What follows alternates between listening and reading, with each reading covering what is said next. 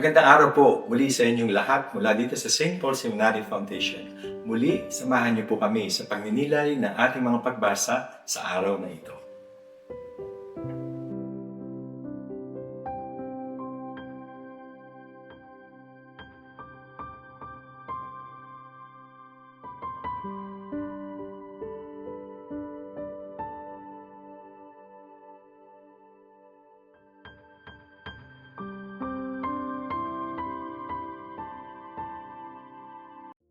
Ang mabuting balita ng Panginoon ayon kay San Mateo. Noong panahong iyon, nagtipon-tipon ang mga Pariseyo nang mabalitaan nilang napatahimik ni Jesus ang mga Saduseyo.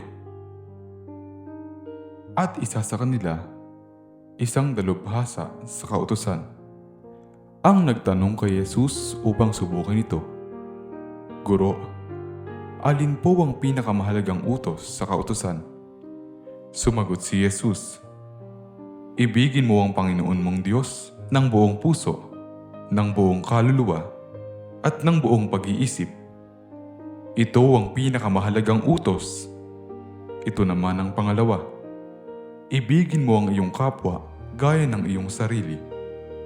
Sa dalawang utos na ito, nakasalalay ang buong kautusan ni Moises at ang turo ng mga propeta.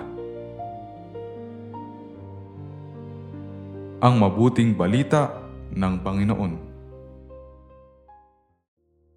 Pagsasadiwa. Ibigin mo ang iyong kapwa gaya ng iyong sarili. May dalawang batang naglalaro. May koleksyon ng mga holen ang lalaki at ang babae naman ay may mga candy. Sinabi ng lalaki na ibibigay niya ang lahat ng kaniyang mga holen kapalit ng mga candy ng babae. Itinago ng batang lalaki ang pinakamalaki at pinakamakulay sa kaniyang mga holen bago ibinigay ang lahat ng iba pa sa babae. Ibinigay naman ng babae ang lahat ng kanyang candy gaya ng napag-usapan. Kinagabihan, payapang nakatulog ang babae samantalang alumpihit at hindi makatulog ang lalaki sa kaiisip kung may itinagong candy ang babae gaya ng ginawa niya na itinago at hindi binigay ang pinakamagandang holen. Aral sa kwento, huwag mong gawin sa kapwa ang ayaw mong gawin sa iyo. Sa Ebanghelyo ngayon, iniutos ni Jesus na mahalin mo ang iyong kapwa gaya ng iyong sarili. Walang labis, walang kulang. Kapag ang tao'y gumagawa ng tama, mabibigkas niya ang sinasaad sa unang pagbasa. Kaya nga, magpahayag ka. Sabihin mong ipinasasabi ko, bayan ko, ibubukas ko ang inyong libingan. Ibabangon ko kayo at iuuwi sa inyong bayan.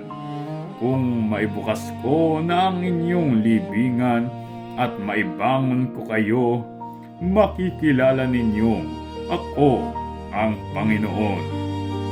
Hihingaan ko kayo upang kayo'y mabuhay at ibabalik ko kayo sa inyong sariling bayan. Sa gayon, malalaman ninyo na akong Panginoon ang nagsabi nito at aking gagawin. Pagsasagawa. Paano mo sinisikap na maging tapat at makatarungan sa iyong mga pakikipagkapwa? Atin pong napakinggan ang mensahe ng Diyos sa araw na ito mula sa simbahan.